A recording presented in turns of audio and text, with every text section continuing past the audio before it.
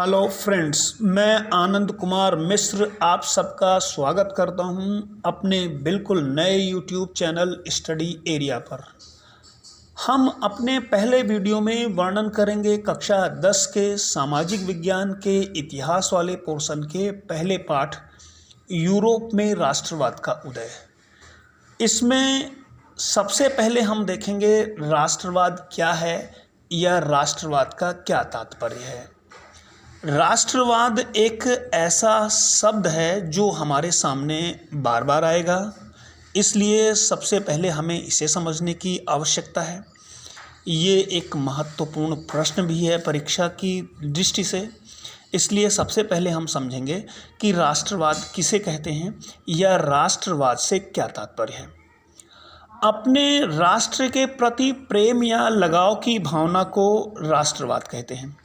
यदि किसी देश में या किसी राष्ट्र में रहने वाले लोगों के मन में अपने देश के प्रति, अपने राष्ट्र के प्रति प्रेम की भावना या लगाव की भावना जागृत होती है, तो उस स्थिति को हम राष्ट्रवाद के नाम से जानते हैं। यह एक ऐसी सांस्कृतिक और आध्यात्मिक भावना है जो एक भूभाग में रहने वाले लोगों को एकता के सूत्र में बांधती है। एक क्षेत्र में, एक एरिया में रहने वाले लोगों को एकता के सूत्र में बांधने का काम करती है राष्ट्रवाद।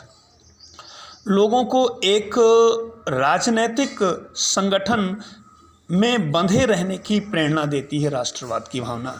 तो इस प्रकार हम देखते हैं कि यदि लोगों के मन में अपने देश के प्रति, अपने राष्ट्र के प्रति प्रेम की भावना या लगाव की भावना जागृत होती है, तो उस स्थिति को हम राष्ट्रवाद के नाम से जानते हैं। अगला प्रश्न हम देखेंगे, फ्रेडरिक सारियू कौन था।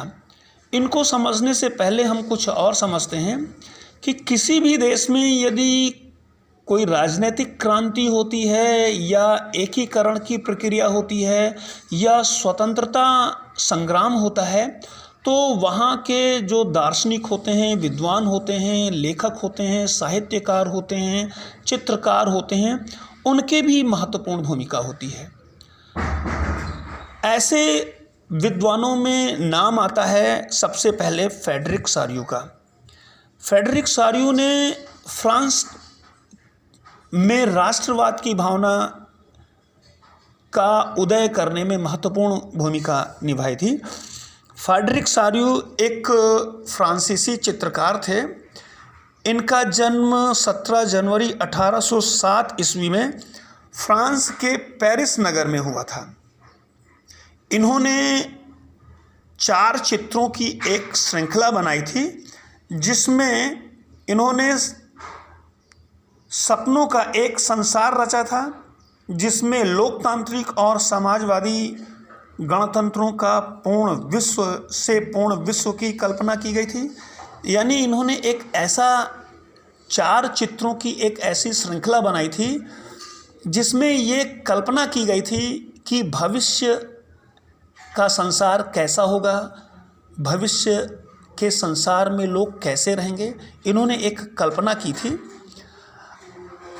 महत्वपूर्ण काम था इनका ये एक।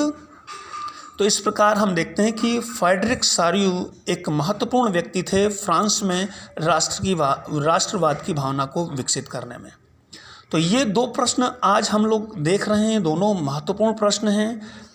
इनको आप सभी लोग अपनी एक नोट्स में लिखना प्रारंभ कर दीजिए, एक नोट्स बना लीजिए। परीक्षा की दृष्टि से महत्वपूर्ण रहेंगे, ये काफ़ी हेल्प करेंगे आपकी बोर्ड की परीक्षा में। धन्यवाद।